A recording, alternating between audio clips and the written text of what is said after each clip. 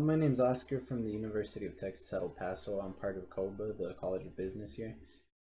Throughout my couple of years here during my BBA program, I've learned quite a few things. Some of the biggest ones are, even though I was in marketing, I had a lot more mathematics that I actually ended up having to deal with than really anticipated. I used to be a finance major, so it wasn't too big of a deal for me to transition over to that, but really got to learn a lot more than I expected.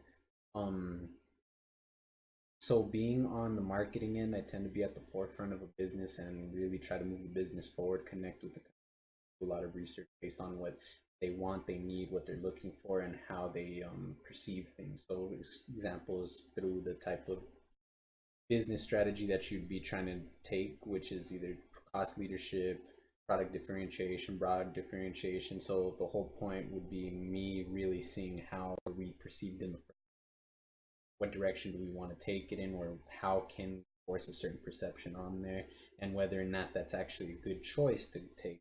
So one of the things I did really want to talk about was how to recognize, measure, and analyze the market demand product or service.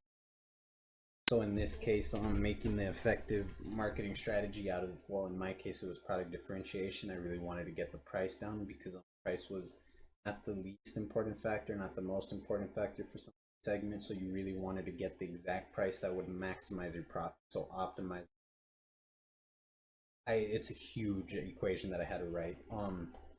But the reason this is important is because every single factor that actually went into the demand curve went into it a bit differently. So my actual age was through a normal distribution function.